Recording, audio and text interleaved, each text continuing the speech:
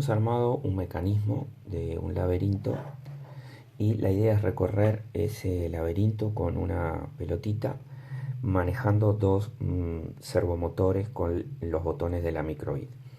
Cada micro:bit con su botón A o su botón B permite girar el servomotor en un sentido o en otro. Esto hará que los servomotores puedan mover el plano del laberinto, uno en la dirección del eje X y el otro en la dirección del eje Y. Vamos a mostrar cómo es el mecanismo. Son dos servomotores. Uno, a ver si de este lado, este mueve en este sentido, que sería el eje Y, y este otro mueve en el sentido de el eje X.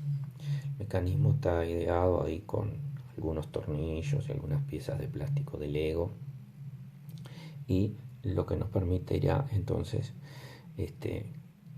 poder usar este mecanismo y que el plano del laberinto se mueva en las dos direcciones.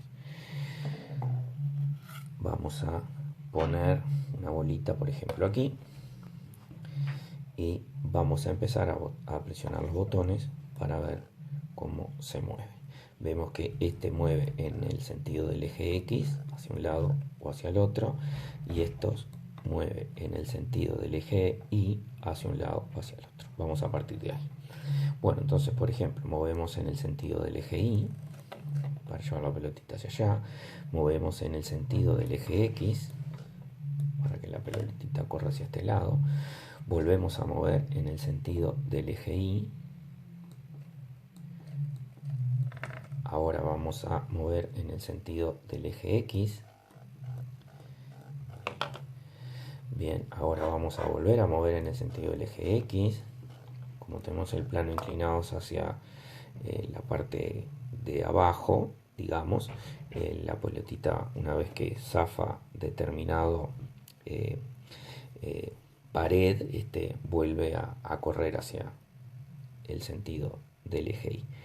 Movemos nuevamente en el sentido del eje X. Vamos a mover nuevamente en el sentido del eje X.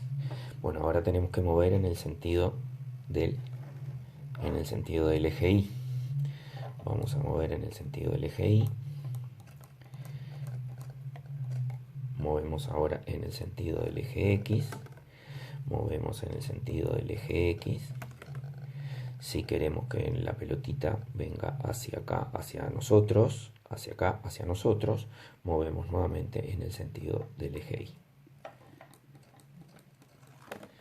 Bueno, esperemos pueda dar idea para armar algún dispositivo con algún juego o algo.